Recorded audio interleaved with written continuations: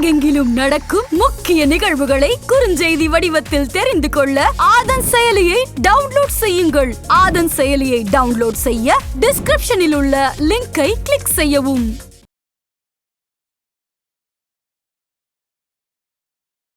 காதல்னா எத்தனை காதல்? இப்போ ஒருவன் ஒருத்தியை காதலிப்பது, ஒருத்தி ஒருவனை காதலிப்பது, இதுதான் காதல். இல்ல சில பேர் வந்து பாத்தீங்கன்னா கடைசி வரையும் கல்யாணம் பண்ணிக்காமே காதல் காட்சினாலே கமலுக்கு அந்த காதலியோட அந்த நடிகையோட நடிக்கிறப்ப கமலோட நீங்க கண்கள் முழுசும் அந்த கதாநாயகோட உதட்டின் மேலே. கமல்ஹாசன் ஒரு மிகப்பெரிய கலைஞர். ஆனால் காதலையும் சரி குடும்ப வாழ்க்கையிலும் சரி குடும்பஸ்தனா வந்து சக்சஸ்ஃபுல் மனிதனா அப்படின்னாக்கா எனக்கு தெரிஞ்சு. ஆதன் நியூஸ் நேயர்களுக்கு வணக்கம். இன்று நம்மோடு பத்திரிகையாளர் தஞ்சை அமலன் அவர்கள் இணைந்திருக்கிறார். வாருங்கள் பேசலாம். வணக்கம் சார். வணக்கம் சார். கமல்ஹாசன் அவர்கள் வந்து ஒரு காதல் மன்னன் அப்படின்னு கூட சொல்லலாம். கண்டிப்பா கண்டிப்பா. ஸோ அவருடைய இந்த வாழ்க்கையில அந்த சினிமா பயணத்துல வந்து பாத்தீங்கன்னா ஸ்ரீவித்யா அப்படிங்கிறவங்க வந்து மறக்கவே முடியாது. ஸோ நிறைய இன்டர்வியூஸ்லயுமே அவர் சொல்லியிருப்பார் ஸ்ரீவித்யா பத்தி. அவங்க வந்து என்னுடைய காதலி அப்படிங்கறது ரொம்ப ஓப்பனாவே அவர் சொல்லியிருப்பாரு. ஸோ இப்போ ரீசெண்டா வந்து பாத்தீங்கன்னா அது பயங்கர ட்ரெண்டாவுமே போயிட்டு இருக்குது. ஸோ இந்த ஸ்ரீவித்யா கமல்ஹாசன் இவங்களுடைய காதல் எப்படி ஆரம்பிச்சது சார்? நீங்க சொன்னீங்களா ஆரம்பத்திலே காதல் மன்னன். காதல் மன்னன் ஆக்சுவலாக வந்து ஃபர்ஸ்ட் ஜெமினி கணேசன் தான். அவரால் பாதிக்கப்பட்ட நடிகர்களுக்காக அவங்க மறைந்து போயிட்டாங்க எல்லாமே. ஒரு காதல் மன்னன் என்கிற போர்வையில் ஏமாற்று பிறவிகளாகவும் இருந்திருக்காங்க. அதுதான் மறுக்க முடியாத உண்மை, நிஜம். அதான் ஸ்ரீவித்யாவுக்கும் கமல்ஹாசனுக்கும் இருந்த காதலை பல நேரங்களில் பல பேட்டிகளில் கமல்ஹாசன் சொல்லியிருப்பதாக நீங்கள் சொல்கிறீங்க. பல நேரம்லாம் சொன்னதே கிடையாது. அப்படிலாம் கிடையாது. ஸ்ரீவித்யாவும் சொன்னது கிடையாது. ஒரே ஒரு பேட்டியில் சொல்லியிருக்காங்க. அதுவும் வந்து எவ்வளோ நாள் அவங்க நெஞ்சுக்குள்ளே போட்டு அழுத்தி வச்சிருந்த விஷயமா இருக்கும், எவ்வளோ நாள் கழுத்தை நெரித்துக்கிட்டு இருந்த விஷயமா இருக்கும் அந்த காதல். அவர் வைரமுத்து சொல்லுவார்ல, உருவமெல்லா உருண்டை ஒன்று உருளைக்கண்டேன் வயிற்றுக்கும் நெஞ்சுக்கணும். அந்த மாதிரி உண்மையால காதல் வயப்பட்டு உண்மையாக காதலிச்சு உண்மையாக அவஸ்தைப்பட்டு மனம் உருகி கடைசி வரை உருகி உருகி உருகி ஓடாய் தேய்ந்து ஒரு வியாதியும் வந்து மாண்டு போனாங்க ஸ்ரீவித்யா. ஆனால் உண்மையான காதல் அவங்கள்ட்ட தான் இருந்திருக்கும். ஏன்னா கடைசி அந்த மரண தருவாயில் வந்து கமலை பார்க்கணுன்னு விரும்பியிருக்காங்க. கமலும் போயிருக்காரு. ஆனால் எவ்வளோ ஒரு ஒரு துரோகமான ஒரு விஷயமா இருந்து அவங்க அந்த வலிய வேதனையை இன்னொருத்தர் திருமணம் பண்ணி அதில் பல கொடுமைகளை கொடூரங்களை அனுபவித்து சித்திரவதைக்கு உள்ளாகி அதெல்லாம் மீண்டு வந்து கடைசியில் வந்து ஒரு நோய் அவங்களுக்கு இது பண்ணி தொடர்ச்சியாக வந்து ஒரு அற்புதமான நடிகை ஸ்ரீவித்யா. நல்ல அழகியும் கூட, ரொம்ப நல்ல மனுஷியும் கூட. எனக்கு அறிஞ்சு என்னுடைய சீனியர்ஸ் அவங்கள்ட்ட பழகம், நானும் அவங்கள பேட்டி எடுத்துருக்கேன். ரொம்ப நல்ல மனுஷி, நல்ல மனிதனையும் உள்ளாள். ஆனால் அவங்களுக்கு பாருங்க எப்படி ஒரு சோதனை. ஆக ஸ்ரீவித்யா சைடு தான் உண்மையிலேயே வந்து காதல் இருந்தது. ஆரம்பத்தில் வந்து இவர் வந்து காதல் வயப்பட்டிருக்கார்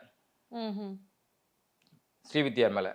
அப்புறம் கல்யாணம் நெருங்கி வரப்போ பெண்ணு கொடுங்கன்னு போய் கேட்க வரப்போ அவங்க அம்மா, அதாவது ஸ்ரீவித்யாவோட அம்மா ஏதோ மாற்று கருத்து சொல்ல போக, இன்னும் நீங்கள் நடிக்க வேண்டியது இருக்குது, சாதிக்க வேண்டியதுன்னு சொல்ல போக அந்த கோபத்தில் கமல் எழுந்து போயிட்டது. அதுக்கப்புறம் ஸ்ரீவித்யாவுக்கும் அவருக்கும் தொடர்பையில் பேச்சுவார்த்தை இல்லை அப்படிங்கிற மாதிரி ஒரு கதை போகுது. ஆனால் உண்மை என்ன அப்படிங்கிறது கமல்ஹாசனோட மனசாட்சிக்கும் மரித்து போன ஸ்ரீவித்யாவோட மனசாட்சிக்கும் தான் தெரியும். ஏன்னா அங்கே இருந்தது, அந்த காலகட்டத்தில் இருந்தது அந்த 3 நபர்கள் தான். என்ன கான்வர்சேஷன் போயிருக்கும், எதனால அவர் கோபித்து விட்டாருங்க, உண்மை வந்து மறைக்கப்பட்டிருக்கலாம். இன்னைக்கு அந்த குற்ற உணர்வு வந்து அழுத்தி கமலுக்கு இந்த குற்ற உணர்வால் இப்போ வந்து ஆமாம் காதலி தோழி இப்படி சொல்லலாம். ஆனால் கமலை பொறுத்தவரையும் அங்கே ஸ்ரீவித்யாட்ட உண்மையான காதல் இருந்திருந்தால் காலம் கடந்தாவது அவரை கைப்பிடிச்சிக்கலாம், இல்லை வெயிட் பண்ணலாம், எதோ ஒன்று நடக்கலாம். இல்லைன்னா இப்போ கல்யாணம் தான் கட்டிட்டு ஓடி போகலாங்கிற ஒரு ஃபார்முலா இருந்ததுல.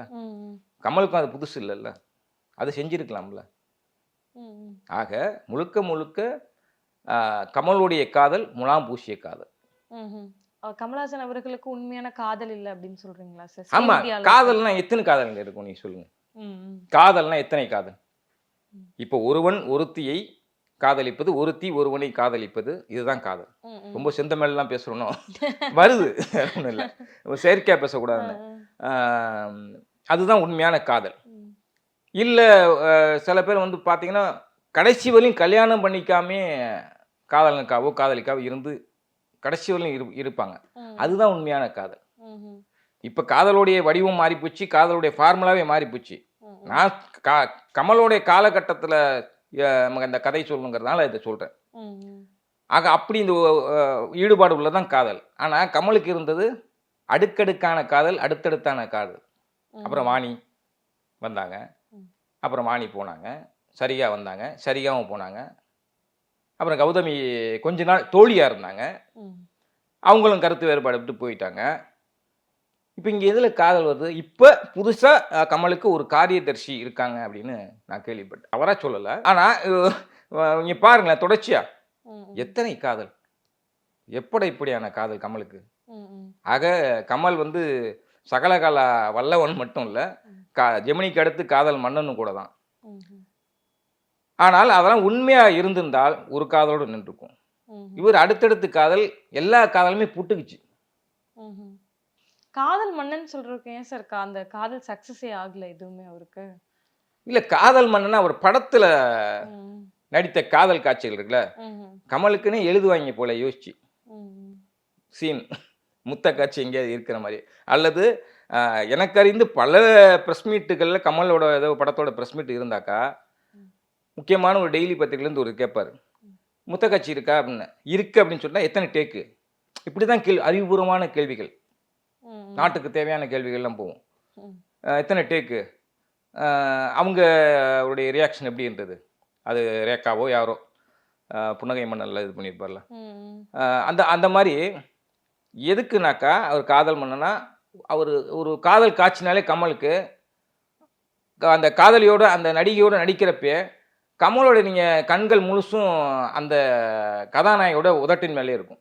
ம்ஹும். சார் நீங்க ரேகா பத்தி சொன்னீங்க, அவங்களும் ஒரு இன்டர்வியூல சொல்லியிருப்பாங்கல்ல சார், இந்த புன்னகை மன்னன் படத்துல வந்து இந்த மாதிரி முத்த காட்சி இருக்குன்னு என்கிட்ட கடைசி வரைக்குமே சொல்லல அப்படின்னு சொன்னாங்க. அது உண்மைதான், ம்ஹும். அது எதேச்சியாக நடந்ததான். அதான் இப்போ சொன்னல நான் உங்கள்கிட்ட, ம், ம். ஒரு காதல் காட்சின்னா கமலுடைய கண்களை விட்டு ப்ரொஃபைல் கேமரா வந்தால் கமலுடைய கண்கள் பெரும்பாலும் ஃபோக்கஸில் ஷூட்டிங்கில் இருக்கவங்களுக்கு தெரிஞ்சிருக்கும். ம், ம். நான் ஒரு கற்பனையாகவே சொல்கிறேன்னு வச்சிங்களேன், கமலுடைய ஃபோக்கஸ் முழுதும் அந்த காதலி என்று சொல்லக்கூடிய கதாபாத்திரத்தின் மேல் அல்லது நடிகை மேலுடைய உதட்டின் மேல் தான் இருக்கும். ம். இன்னைக்கு சிம்பு அதில் பிரபலமாக இருக்கலாம், ஆனால் முதல் பிரபலம் வந்து கமல்ஹாசன் தான். ம், ம். நகைச்சுவையாக சொல்ல, உண்மையும் கூட தான். Okay, okay. அந்த மாதிரி இருக்கிறதுனால லிப் டு லிப் கிஸ்னாலே கமல்ஹாசன் தான். ஆங்கில படம்லாம் ரெண்டாவது தான். ம்ஹும். அந்த மாதிரி இருந்ததுனால ஒரு வேளை காதல் மன்னன்னு பேசப்பட்டிருக்கலாம், பெயர் வந்திருக்கலாம். ஓகே. அதே மாதிரி ஸ்ரீவித்யா, கமல்ஹாசன் இவங்களுடைய காதல் எந்த படத்துல ஆரம்பிச்சது சார்?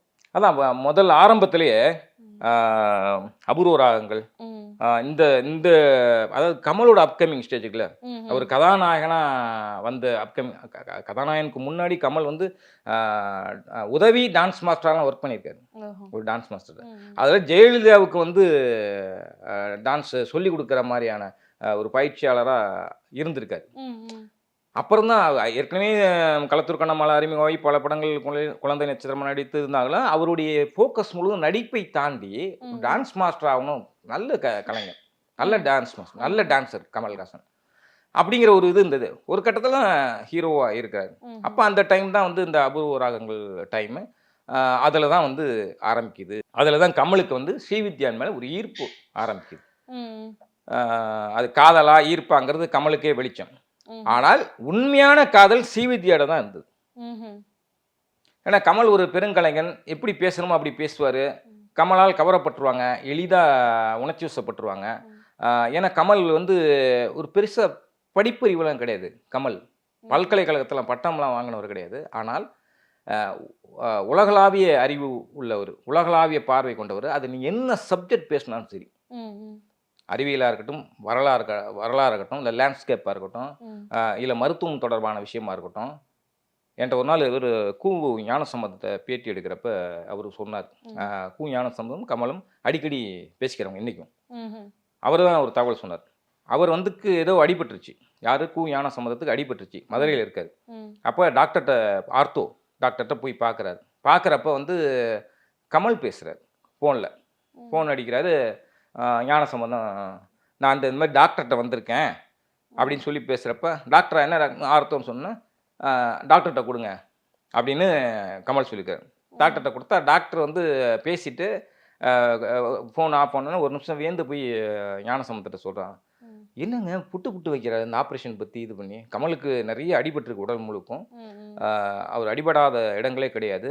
அப்படி இருக்கப்ப அதை பற்றி தெரிஞ்சுக்கிறது, அதை பற்றி படிக்கிறது பயங்கரமாக சொல்கிறாரு. எனக்கே ஆச்சரியமாக இருக்குது. இது தொடர்பான மருத்துவம், அதாவது இந்த ஆர்த்தோ தொடர்பான விஷயத்தை அவ்வளோ விஷயங்கள் சொல்கிறா அப்படின்னு. எதுக்கு சொல்ல வந்தோன்னா, கமல் அது மாதிரி ஒரு எல்லா விஷயத்திலும் அறிவாளி, படிக்காத மேதை அப்படின்னு சொல்லலாம். அந்த மாதிரி ஒரு பெரிய அறிவு கொண்ட ஆள் தான் கமல்ஹாசன். இந்த விஷயத்தில் குடும்பம், காதல், கல்யாணம், இல்லறம், இந்த விஷயத்தில் அவர் ஒரு கரெக்டான ஆளாக இருந்திருக்காரானா இல்லைன்னு தான் சொல்லணும். அதே மாதிரி ஸ்ரீவித்யாவுடைய வாழ்க்கை அவங்களுடைய திருமணத்துக்கு அப்புறம் எப்படி இருந்துச்சு சார்? இல்லை, அதான் ஒரு கொடுமையான காலகட்டம். அவங்களே பேட்டியில் சொன்னதான். நம்ம வந்து இது பார்த்தது கிடையாது. நம்ம ஏதோ பக்கத்துல இருந்து பார்த்த மாதிரிலாம் சொல்லலை. தெரிஞ்சா சொல்லணும், தெரியாதுன்னு சொல்லக்கூடாது. ஆனால் அவங்க சொல்லப்பட்டது ஒரு கொடுமையை அனுபவிச்சிருக்கேன் அப்படிங்கிறது பேட்டியில் சொல்லியிருக்காங்க. அதுவும் வந்து பல வருடங்களுக்கு பிறகு அவங்க சொத்தெல்லாம் அபகரிச்சுட்டு, அந்த கணவன் ஜார்ஜி என்ப ஒரு உதவி இயக்குனராக இருந்தவர் தான். சொத்தெல்லாம் அபகரித்து அதன் பிறகு இவங்க கேஸ் போட்டு பல வருஷம் அது போராட்டத்தை பிறகு அந்த சொத்து வந்து இப்படிலாம் அனுபவிச்சிருக்காங்க. ஆக ஒரு பெரிய கொடுமையை அனுபவிச்சிருக்காங்க. அதான் சொல்கிறேன்னே, ஒரு நல்ல மனுஷி அவங்க. ஆனால் அவங்க வாழ்க்கை முழுமையும் பாருங்களேன், கலை உலகமாக இருக்கட்டும், பர்சனல் லைஃபாக இருக்கட்டும், ஒரு போராட்டம் மிகுந்த, துயரம் மிகுந்த வாழ்நாட்களே கடந்து வந்தாங்க. அது யாருக்கும் வரக்கூடாது. நல்ல மனுஷி. Okay sir. அடுத்து அவங்க புற்றுநோயால பாதிக்கப்பட்டிருந்தப்ப கடைசி நேரத்துல வந்து அவங்க யாரையுமே பார்க்க விடலைங்கும் போது எதுக்கு குறிப்பிட்டு கமல்ஹாசன் அவர்களை மட்டும் பார்க்கணும் அப்படின்னு ஆசைப்பட்டாங்க? அதுதான் காதல். அவ்வளோ நாள் தேக்கி வச்சிருந்ததை அவ்வளோ நாள் அந்த அந்த ஒற்றை முடிவு, அவங்க அம்மா எடுத்த ஒரு முடிவுனால கோபிச்சுட்டு போனவரா சொல்லப்படுது. அதான் சொல்கிறேன், அந்த 3 கேரக்டரை, ஸ்ரீவித்யா அம்மா, ஸ்ரீவித்யா, கமல்ஹாசன், அவங்க 3 பேரும் தான் பேசின இடம். ஆக நம்ம என்ன நடந்ததுன்னு, உண்மை என்ன நடந்ததுன்னு தெரியாது. அவர் கோபிச்சுட்டு போனாது. அதற்கு பிறகு அவங்களுக்கு கல்யாணம் ஆகி டைவர்ஸ் ஆகி பல பிரச்சனைகள், அப்புறம் நோய்வாய், கடைசி தருணத்தில் ஒரு மனிதனை பார்க்கணுன்னா அப்போ எவ்வளோ நேசம் வச்சுருப்பாங்க, எவ்வளவு அடை காத்திருப்பாங்க அந்த காதலை. அந்த காதல் தான் கமலை வந்து கூப்பிட சொன்னது. இவரும் போய் பார்த்துருக்க. ஆனால் அவர் ஒரு மனிதாபிமான அடிப்படையில் கமல் போயிருக்கலாம் தவிர காதலால் போனாரான்னாங்கிறது, அதான் சொல்கிறேன், அவருக்கு தான் வெளிச்சம். ஏன்னா உண்மையான காதல் இருந்திருந்தால் நிச்சயமாக ஸ்ரீவித்யா வந்து கமலோடைய மனைவியாக இருந்திருப்பாங்க. Okay sir. அடுத்து இப்போ கமல்ஹாசன் அப்படின்னு நம்ம பார்த்துக்கிட்டோம்னா, அவருடைய ஒரு திருமண வாழ்க்கையிலுமே வந்து ஒரு நிலையா இல்லை அப்படிங்கும்போது, அவருடைய மகள்களுமே வந்து பார்த்தீங்கன்னா சரியா அவங்களோட திருமண வாழ்க்கை இல்லை, இன்னும் திருமணமே பண்ணல அப்படிங்கும்போது அதை நீங்கள் எப்படி பார்க்குறீங்க? எப்படி பார்க்குறீங்கனாக்கா, கண்டிப்பாக அதான் சொல்கிறேன், கமல்ஹாசன் ஒரு மிகப்பெரிய கலைஞன், நல்ல நடிகன். ஆனால் காதலையும் சரி, குடும்ப வாழ்க்கையிலும் சரி, ஒரு தந்தையாகவும் சரி, ஒரு குடும்பஸ்தனாக வந்து சக்ஸஸ்ஃபுல் மனிதனா அப்படின்னாக்கா எனக்கு தெரிஞ்சு இல்லை அப்படின்னு தான் சொல்லணும். ஏன்னா நீங்கள் எவ்வளோ பெரிய ஆளாக இருக்கலாம், ஆனால் நல்ல ஒரு குடும்பத்தால்னா, நல்ல ஒரு கணவனா, நல்ல தந்தையாக இருக்கதான் மிகப்பெரிய சொத்து. அதுதான் முக்கியம். அதில் வந்து கமல்ஹாசன் சறுக்கிட்டாரோ அப்படிங்கிறது தான் என்னுடைய எண்ணம். இங்கே வந்து கமலுடைய ரசிகர்கள் வந்து போட்டு கமெண்டில் வெளுப்பாங்க, அதுவும் எனக்கு தெரியும். பட் உண்மை அதுதான். ஏன்னா பிள்ளைகளுக்கு சுதந்திரம் கொடுத்து வளர்ப்பது என்பது வேறு. ஓகே, பிள்ளைகளுக்கு அவங்கவுங்க என்ன டிசிஷன் எடுக்கிறாங்க, அவங்கவுங்களோட விருப்பம் என்ன, உங்க நடிகை ஆகணுமா, உங்க அசிஸ்டன்ட் டைரக்டர் ஆகணுமா, சின்ன பொண்ணு இருந்துட்டு போங்க. ஆனால் அது அவங்களுக்கான கடமைகளை நீங்கள் ஒரு தந்தையாக செஞ்சுருக்கணும். அது இல்லை. ஸ்ருதிஹாசன் வந்து ஒரு பக்கத்து பார்த்தா ஹாலிவுட்டுக்கு போய் கொஞ்ச நாள் இருந்தார், வேறொருடைய தொடர்பு இருந்ததுன்னு சொல்லப்பட்டது. அது உண்மைதான். அதன் பிறகு இப்போ வந்து சமீபமாக ஒரு பேட்டியில் வந்து நான் 8 வருஷத்துக்கு குடிப்பழத்துக்கு அடிமை என்ன அப்படின்னாங்க. அப்போ ஒரு தந்தையாக அவர் வந்து கமல்ஹாசன் சறுக்கியிருக்காரு. கணவனாக பார்த்தீங்கன்னா வாணி இருந்தாங்க, அப்புறம் சரிகா போனாங்க, இப்படி தான் போச்சு. ஆக இந்த இல்லற வாழ்க்கையில் குடும்ப தலைவனா ஒரு நல்ல தகப்பனா அவர் இருந்திருக்காரா அப்படின்னா சரியாக இருந்ததில்லை அப்படின்னு தான் என்னுடைய கருத்து. ஓகே சார், உங்களுடைய நேரத்திற்கு ரொம்ப நன்றி சார். நன்றி. மேலும் வேறொரு வீடியோவில் சந்திக்கிறேன். அதுவரை விடைபெறுவது பவித்ரா முருகேசன்.